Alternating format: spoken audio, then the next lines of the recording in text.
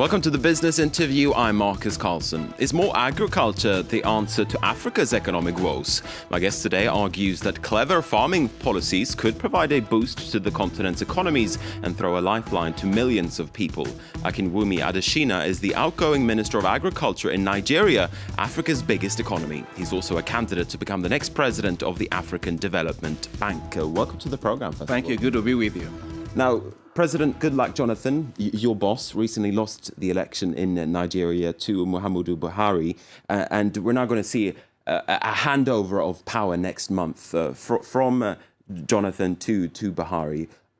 Are you seeing any risks as we're now looking at this handover? Well, actually, I think Nigeria, the way the elections were held, were actually quite commendable. Mm-hmm. It was a free and fair election, and the current president, did say that the elections were going to be free and fair.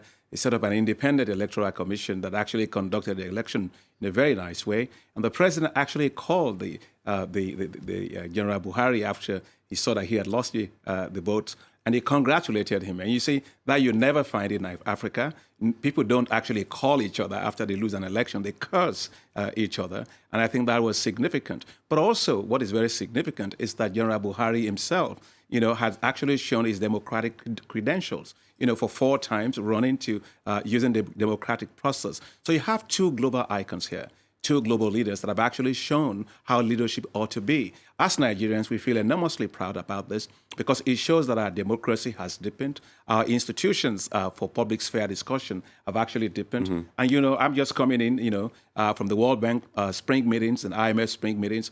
We had the outgoing team, economic management team. We had some of the members of the incoming team all discussing. There's one team, Nigeria. I couldn't be much prouder as a Nigerian. I think Nigeria has shown a lot of global leadership to the world. And I think everybody notices that. We're going to have 2 elections this year, so this is great. You're not expecting any turbulence then as the actual handover will take place? No, actually, the handover in Nigeria is actually seamless. We're already in the process of actually discussions. There are 2 teams that are working very closely together.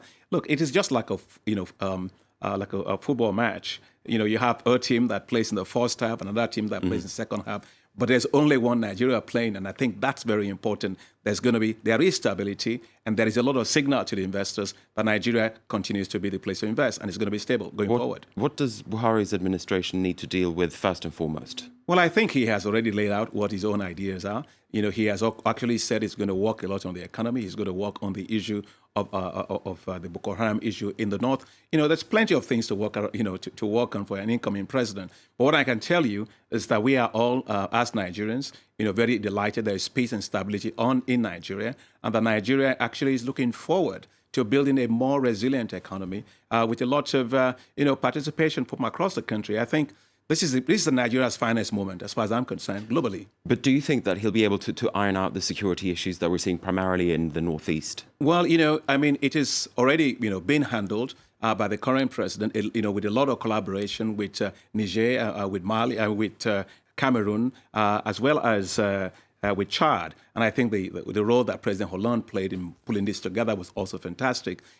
I think you continue to see that multilateral cooperation and how they deal with it. There's no doubt the incoming president has said that he's going to focus a lot on that. He's a general, so you've got to believe him that he's going to do exactly what he says. All right, let's move on a little bit to your role as minister and also to your candidacy to take over the African Development Bank. You said that rapid economic growth is a problem for Africa. At least you've been quoted as saying that. What did you mean? What do you mean by that? Well, I think what I really mean is that it's not that the growth that is the problem. It's the nature of growth that is the problem. Africa has grown at 6% per year for almost 10 years running. And so we have good growth. But the problem is you have a lot of inequality between countries, rising inequalities within countries. And you've seen some of the effect in terms of the various fragilities all across Africa today. You have a situation where you have massive rural to urban migration. Everybody just emptying all the rural areas, coming to urban areas. You see people migrating all over to Europe, trying to fall off the boats in Mediterranean, running all through the Sahara Desert to get there. You also see another trend, which is joblessness on the continent.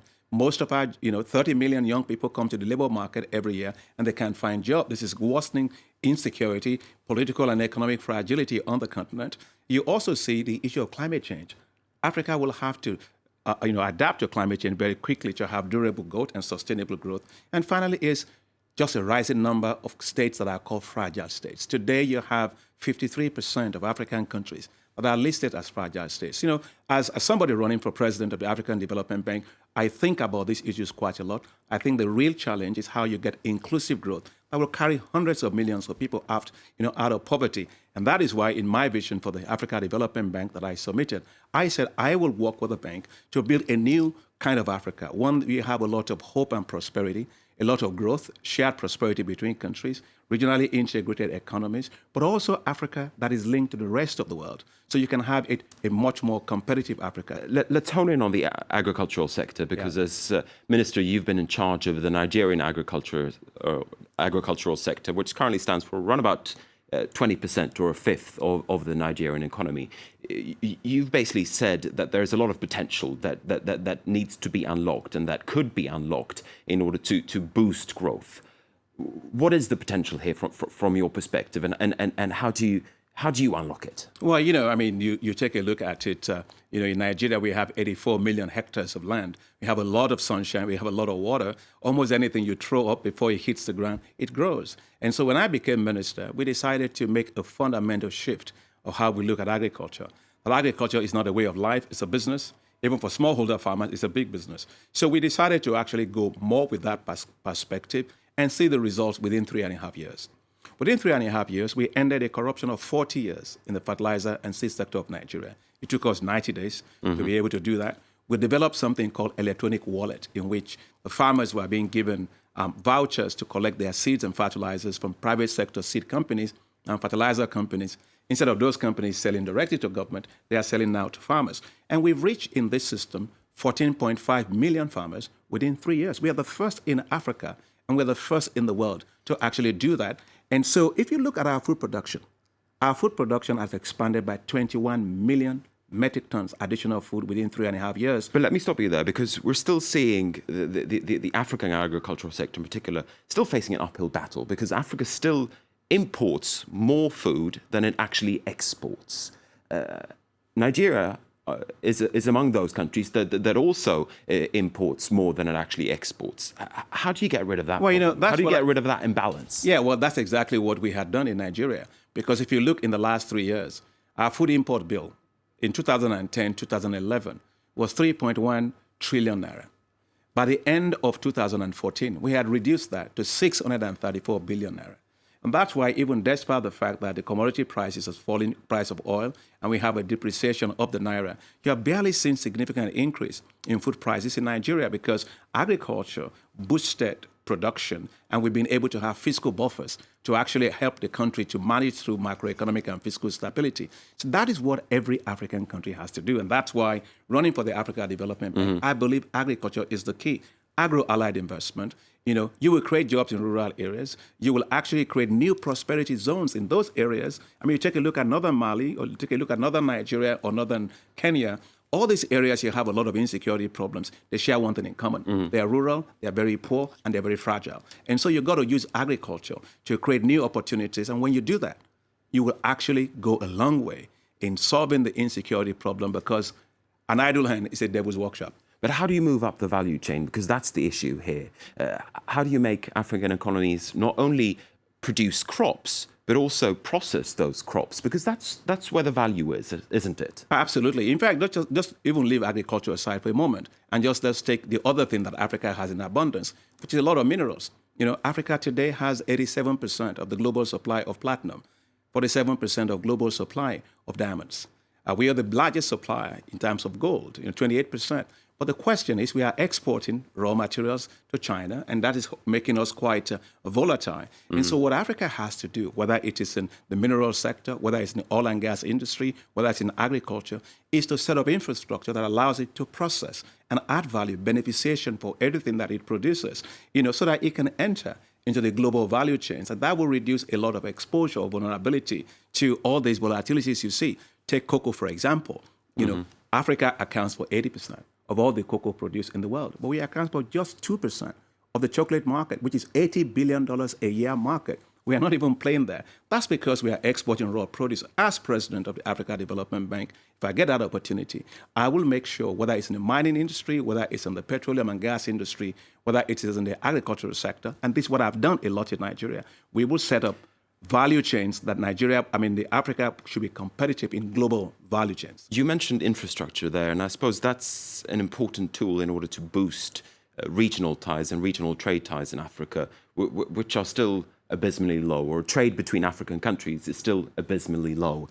How do you boost that? How do you get to a situation, for instance, where European countries, or a situation similar to Europe, where we're seeing regional cooperation and regional trade somewhere in the vicinity of 70%? Well, you said a number right there. If you look at the number for Africa, it's 12% in terms of trade between African countries. That is why the fifth the under-regional integration part of my vision for the bank, I've said that we have to expand the size of the regional market. And to do that, you need infrastructure.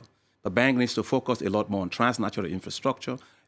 Take the port that is in Benin, in Senegal, the port that is in Abidjan, the port that is in Togo. They can serve Niger, Mali, Burkina Faso. You go down to Southern Africa region in Mozambique, the Nkala corridor, the Berea corridor can serve quite a lot. And you go over to the northern corridor linking Mombasa to Uganda. So but how do you create that political willingness to create all these things? Well, Africa has no choice. Africa has to trade with itself. So to do that, we have to break down, trade barriers.